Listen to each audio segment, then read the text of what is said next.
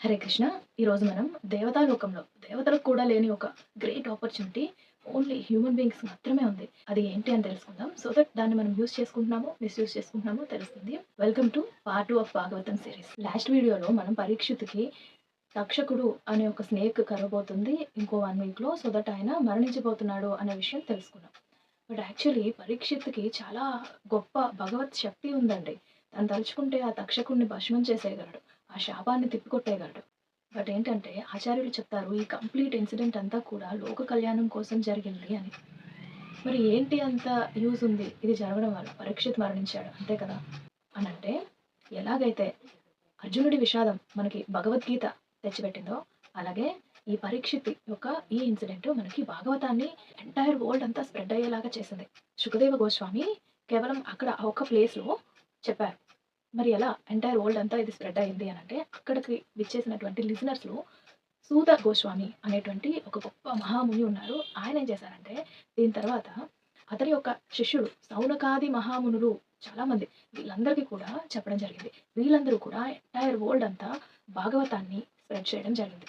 Actually దేవతలండి ఈ పరీక్షిత్ విషాదం గురించి తెలుసుకొని అమృతాన్ని తీసుకొని వచ్చి పరీక్షిత్‌కి అమృతాన్ని ఇచ్చి ఆ యొక్క భాగవతాన్ని మాకివ్వండి అని చెప్పి సుఖదేవ గోస్వామిని కోరుకుంటారు.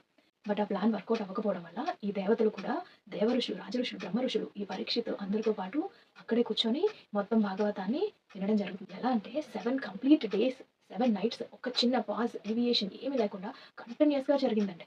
ఆయన ప్రీచ్ చేయడం, వీళ్ళందరూ వినడం. ఈ భాగవతం అనేటువంటిది దేవతాలోకంలో కూడా ఎలో లేదండి. భగవంతుడు మెర్సీనెస్‌తో సింపతితో దట్టు ఈ భాగవతాన్ని మనం తరించడం కోసమని ఈ భూలోకంలో రచించేటట్టు చేశారంట. ఎవరు రచించారు? వేదవ్యాసుడు. వేదవ్యాసుని నారాయణుడి యొక్క అంశగా చెప్తారండి ఆచార్యులు మనకి. ఎందుకంత సింపతి? మనందరం బానే ఉన్నామని మనం అనుకుంటున్నాం కదా! ఏమైంది మనకి? ఏమనంటే ఇది ది మోస్ట్ ఇంపార్టెంట్ వన్. అందరూ వినాల్సింది. మీరు ఎంతటి ఎక్స్‌ట్రీమ్ మెటీరియలిస్టిక్ ప్లెజర్‌లో ఉన్నప్పటికీ కూడా మీది ఎంత హ్యాపీయెస్ట్ లైఫ్ అయినా ఈవెన్ దో ఎప్పటికీ మర్చిపోకూడని ఒక విషయం. మన యొక్క శాస్త్రాలు, వేదాలు, పురాణాలు అన్నీ కూడా మనకి ఏం చెప్తున్నాయి అనంటే మన రియల్ హోమ్ ఇది కాదు. మనం ఏదైతే ఉంటున్నామో అది కాదు. మన వాళ్ళు కాదు వీళ్ళంతా. మనవి అనుకున్నవేవి ఇక్కడ లేవు. Then where is the real home? భగవద్ధామానికి చెందిన వాళ్ళం మనమంతా. భగవద్ధామమే మన రియల్ హోమ్.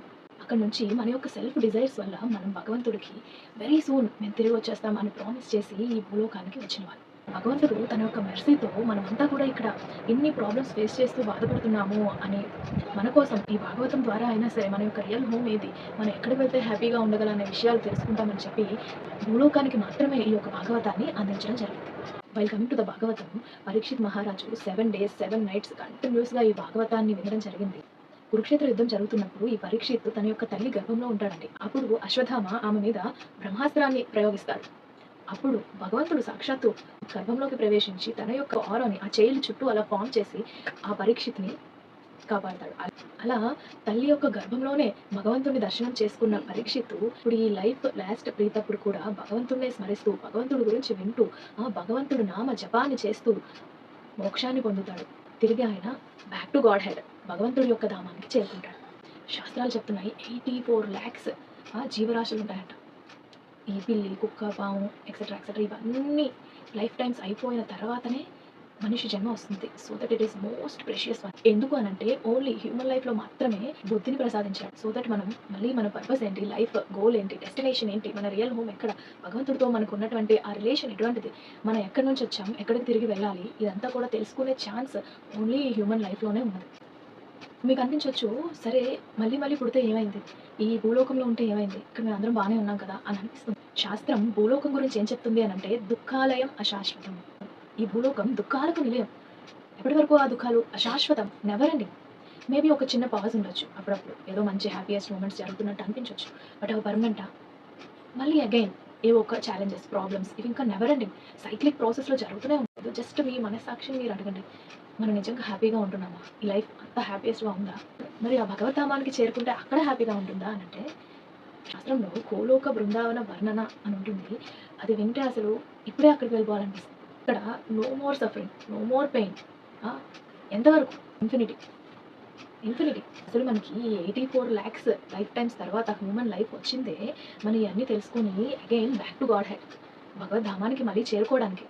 దానికోసం అట్‌లీస్ట్ మనం స్పిరిచ్యువల్ నాలెడ్జ్‌ని గెయిన్ చేయడానికి డైలీ ఒక 15-20 మినిట్స్ ఆర్ ఎల్స్ ఒక హాఫ్ అన్ అవర్, 1 అవర్ అలా స్పెండ్ చేయలేమా అండి చెప్పండి? చాలా రీల్స్ చూస్తుంటామే, మూవీస్ చూస్తుంటామే. ఎన్నో మనకే తెలుసు. మనం ఏ విధంగా టైం వేస్ట్ చేస్తున్నాము, ఎలా అన్నెసెసరీ థింగ్స్ మీద ఇన్వెస్ట్ చేస్తున్నాము. ఇవన్నీ సరే మనకేదో కొంచెం స్ట్రెస్ బస్టర్ లాగా అనిపిస్తుంది ఈ బిజియెస్ట్ లైఫ్‌లో. ఓకే. బట్ దేనికోసం ఈ హ్యూమన్ లైఫ్ వచ్చిందో దాని గురించి స్పెండ్ చేయడానికి మన దగ్గర అసలు టైమే లేదా?